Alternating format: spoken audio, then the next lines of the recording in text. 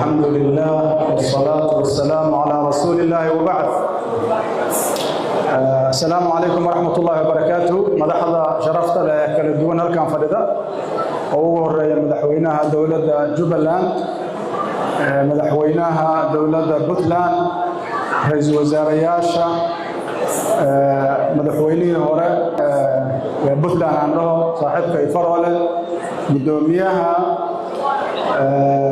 golaha shacabka Jubbaland xildhibaanada labada gole mas'uuliyiinta kala duwan ee meesha fadhiya xildhibaanada labada gole bacda saxaafadda iyo dhammaan ka soo qaybgalayaasha ururada haweenka dhalinyarada duubabka dhaqanka aad iyo aadaan ugu faraxsanahay runtii inaan ka soo qayb galo shirkan qiimaha iyo qaayaha leh looga hadlayay ayatiinka iyo geedi socodka dowladnimada marxaladda cusub ee kala guurka sida la idin sheegay halkan waxaa lagu wadaaga talooyin muddo soo socday oo aad ogtihiin guddi qabanqaabo in loo bixiyey ay muddo ka soo shaqeeyeen gabagabadiisina aad maqasheen oo lagu dhisay ama lagu dhammaystiray golaha mustaqbalka Soomaaliyeed. waxaan rabaa sidaas oo kale inaan u mahad celiyo shirweynaha iyo golaha labadaba dadaalka aan kala harka lahayn ay u galeen in shirkan muradada uu noqdo maanta natiijadiisa natiijo la taaban karo ay ka soo baxdo. waxaan rabaa si gaar ah inaan u mahad celiyo dowladda Jubbaland iyo madaxweynaheeda oo runtii martiqaadkan fidiyey walays badan qaaday dhabarka u ritay ama ha noqdeen madax ama shacab ama ciidamada dhammaan qaybaha kala duwan aad iyo aad u mahadsantihiin. runtii waxayna tustay dadka Soomaaliyeed inay gobol sharaf leh dhiga karaan danahooda ka hadli karaan meel fiican wax soo gaarsiin karaan. waxaan rabaa arrin hore uga dhacday halkan oo aan isleeyahay caawa munaasab in laga dhawaajiyo inaan ka dhawaajiyo in dowladdaas ka midka dowlad goboleedkaas ka midka dowladda federaalka markii ay isqabteen dowladda federaalka loo soo diray ciidamo oo halkan dhibaato laga geystay oo wiilal dhalinyaro oo iyaguna Soomaali oo u dagaalamaya dadkooda dalkooda inay la diriraan loogu talagalay argagixis halkan loo soo diray halkiina dhimasho iyo dhaawac ay ka dhaceen maadaama ay tahay markii ugu horreysay aan nimaado waa ka tacseenaynaa intii dhimata Allah u naxariisto inta dhaawac Allah caafiyo aad iyo aad ayaan uga xunahay dhaqankaasi ma ahayn dhaqan mas'uuliyadeed dhaqan dowladeed ma ahayn waxaan bogaadinaynaa sida madaxweynaha iyo dowladdiisuba ay uga gudbeen arrintaas oo ay ugu mashquuleen arrinta weyn oo maanta dowladnimada Soomaaliya in diiradda la saaro. intaas haddii aan ka gudbo dadka halkan fadhiya khibrad badan waxay u leeyihiin maraaxishii la soo maray. waxaa ka go'an inaan lagu laaban waxyaabihii foosha xumaay ee la soo maray oo aan laga xishoonin ama aan loo dheg taagin dadka ka shaqaynaya dowladnimada inay burburto oo ay u burburto hanaan qabyaaladeed oo hore loo soo tijaabiyey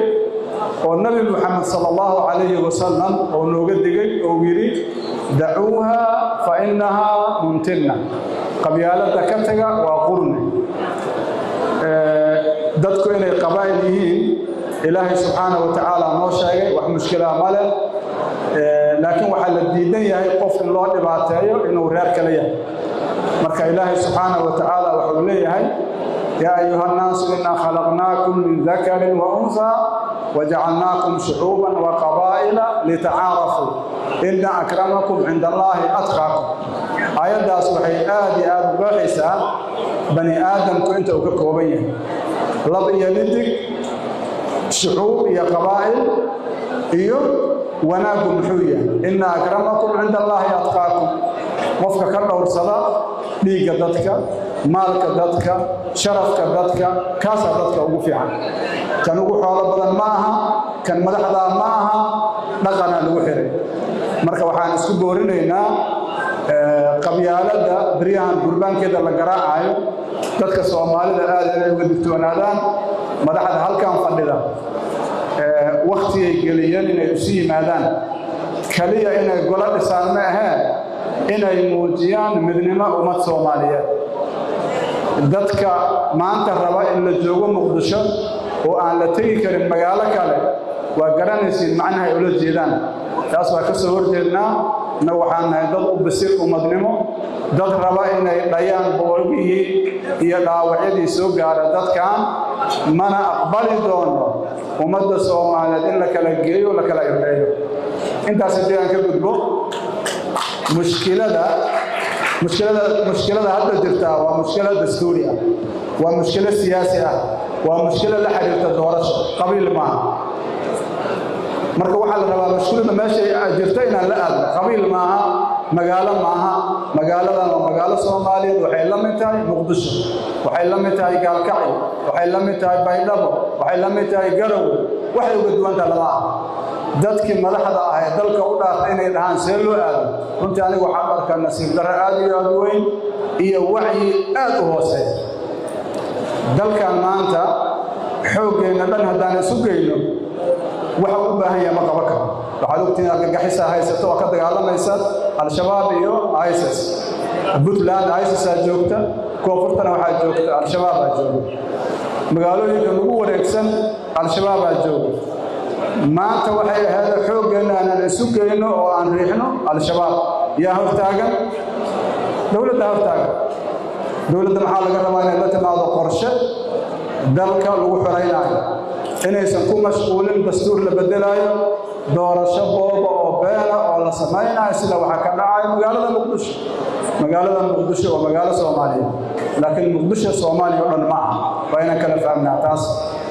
Muqdisho waa caasimadii Soomaaliya laakiin Muqdisho dalkii oo dhan ma aha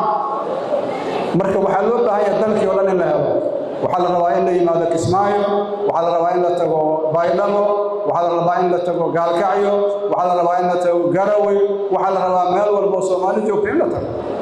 maxaa yeelay waxaan dhayaynaa oo rabnaa inaan ka gudubno boogihii iyo dhaawacyadii ku dhacay nasiijka ama jirkii ummadda Soomaaliyeed taasoo kuma imaan karta hadal ay wax ku imaan kartaa ficil qof kastoo soo baxay oo halka yimiday kharash oo bixiyay waqti oo bixiyay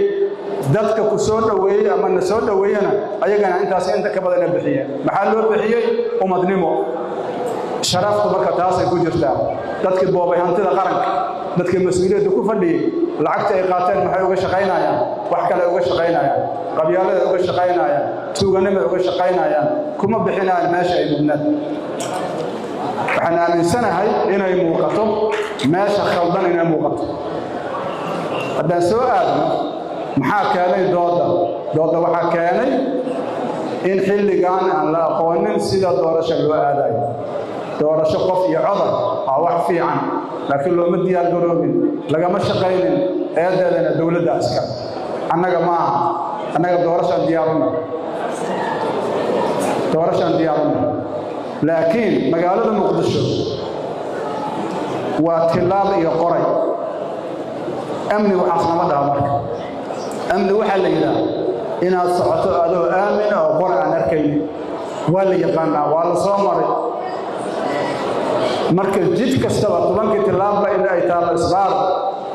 oo lagu weydiiyo maxaa tahay oo la furo baabuurkaaga amni ma aha taas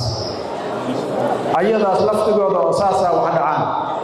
waa ammaanaynaa ciidamada qarabka sida dadaalka ay ku jiraan waa bogaadinaynaa laakiin mushkiladu iyaga ma aha mushkiladu waa hoggaanka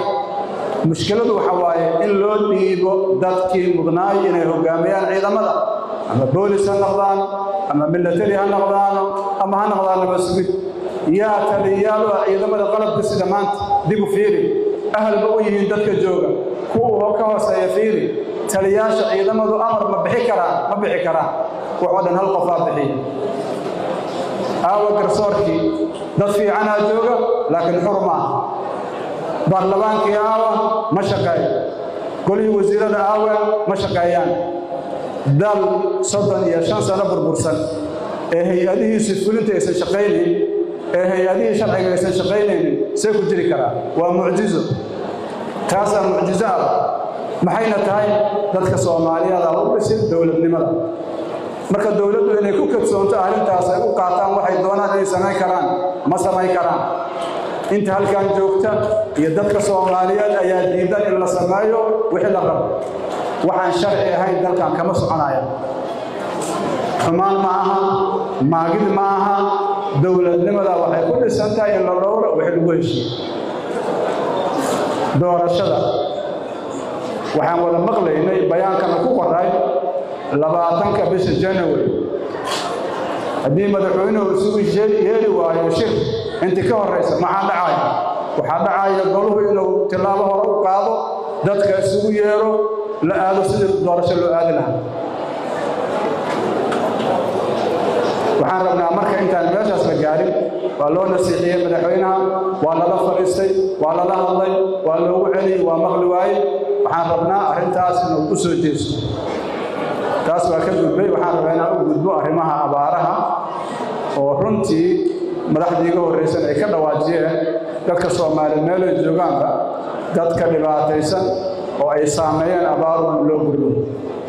ayaan codsanaynaa ilaahay subxaanahu wa ta'aala waxaan ka baryaynaa matar khayr qabo oo dalka kala gaara oo ummadan deeqa ilaahay inuu siiyo taasna halkaas aan ugu gudbo arrin waxaa jirta laga hadlay oo ah dadka Soomaaliyeed ee dibadda jooga ee takrifalku ku dhacay ee dawladdu ay ku soo rogtay lacag aysan bixin karin ee qofkii 10 caruur leh lacag tiro badan ay ka soo gooyso qofkii raba inuu dalka yimaado oo san socod karin ilaa fiiso goor imaanaysa aan la aqaan oo kale waxaan rabaa inaan su'aal isweydiin dadka dibadda tagay ma waxay ku tagaan jacayl dibadda ay u qabaan مثل ظروف سياسية ظروف أمني ظروف قضاء كلفتي ظروف أمني ظروف سياسية ظروف قضاء كلفتي إذن وحي حق ليه إن يهلان تسهيلات كأبهين بالعكس وحي هذا اللي رجل اليوم الله خدمايه لجعل السيادة الكورة أبالي كليه دلكان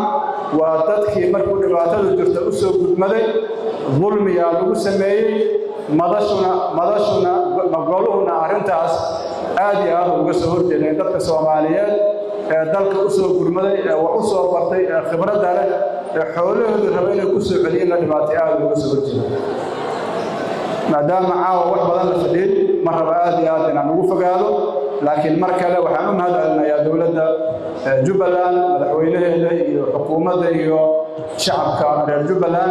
هذه هذا وما سنتي والسلام عليكم ورحمة الله وبركاته.